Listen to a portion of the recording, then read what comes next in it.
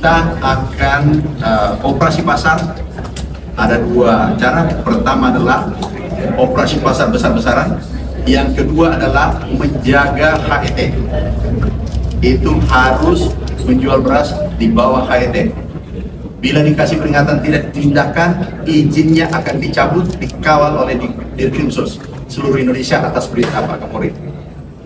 Ini kita jaga. Alhamdulillah hari ini laporan terakhir dari yang ditampilkan oleh Pak Mendagri ada 59 yang harga naik dari 514 kabupaten kota se-Indonesia tinggal 59 kabupaten.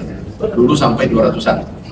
Bahkan terakhir tadi Pak Kapolri juga sampaikan bahwasanya tinggal 20 kabupaten. Tapi kita tidak boleh puas. Bapak Presiden perintahkan operasi pasar terus-menerus. Stok kita masih ada 1 juta lebih untuk SPHP operasi pasar. Dan daerah-daerah seperti Papua kita akan bangun cetak sawah, solusi permanen ke depan. Beras malah bukan menjadi penyumbang inflasi Agustus ke September. Beras justru menjadi peredam inflasi karena terjadi deflasi sebanyak 0,3%. Nah, harganya turun. Apa datanya? Datanya lah jumlah kabupaten kita kan 514. 514 itu dicek semua oleh BPS dan juga dari kantor staf presiden melalui open source. Dari 514 itu ada 59 yang mengalami kenaikan. Tapi jangan kita langsung generalisasi bahwa wah ini naik, bukan. Kita harus lihat dulu persentasenya berapa. Persentase yang tertinggi telah di Tanjaya 7%. Hanya satu aja. Yang lainnya rata-rata saya ingat 16 itu di atas 1%. Sementara jumlah kabupaten kota yang harganya turun itu makin lama makin bertambah. Trennya meningkat, artinya meningkat itu makin banyak daerah yang harganya turun. Itu sekarang angkanya di angka 197 kabupaten kota yang turun, sehingga kami menyarankan kepada Pak Mentan dan juga adanya satgas yang dibuat dengan Dirkrimsus pada tiap kabupaten kota ini provinsi ini kita harapkan nanti ada semacam operasi rutin, artinya untuk komunitas beras tetap dilakukan 7 mekanisme gerakan pasar murah, pasar rakyat, kemudian melibatkan instansi terus menerus sambil mengawasi distribusinya.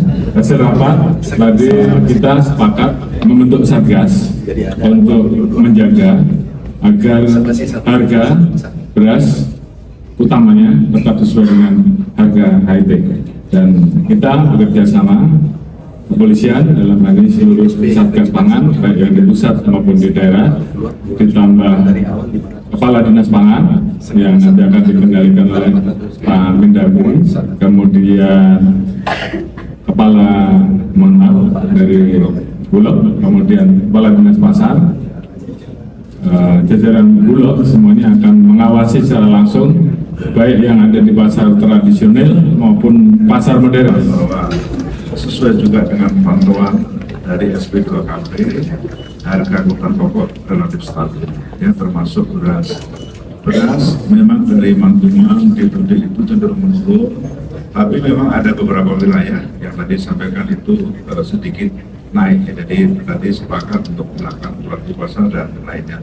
Pemerintah itu secara umum bikin kebijakan, membuat kebijakan secara nasional untuk dilaksanakan. Tentu saja ada kemudahan di tempat-tempat yang mudah dan ada kesulitan di tempat-tempat yang sulit. Maka selain membuat kebijakan yang umum yang berlaku di seluruh Indonesia, pemerintah dalam hal ini semua kementerian yang mengurusi pangan melakukan juga semacam troubleshooting terhadap poin-poin, titik-titik kabupaten atau provinsi di mana kenaikan pangan itu ada. Nah, itu ada troubleshooternya, yaitu melibatkan Bulog, semua instansi, bagaimana menghadirkan keadilan pangan yang sama dari semua wilayah, baik itu di Jawa, zona 1, ya, zona 2 maupun zona 3, sama-sama mendapatkan keadilan harga pangan yang Mungkin sesuai. kami dari Bulog hanya memastikan kepada seluruh masyarakat Indonesia bahwa stok yang disiapkan Bulog untuk operasi pasar adalah 1,5 juta ton. Dari 1,5 juta ton itu sekarang hampir menyentuh angka 500.000 ton atau 0,5 juta. Jadi masih ada sisa 1 juta ton. Dalam kondisi hal tersebut, maka masih banyak stok dan tidak perlu ragu masyarakat bahwa kondisi stok beras Indonesia dinyatakan bisa swasembada pangan sampai dengan akhir 2025 ini. Jadi Bapak Ibu sekalian yang ada di seluruh tanah air, jadi tidak perlu ragu dan bimbang bahwa stok Bulog adalah stok yang terbaik dan terbanyak di sepanjang sejarah Indonesia berdiri.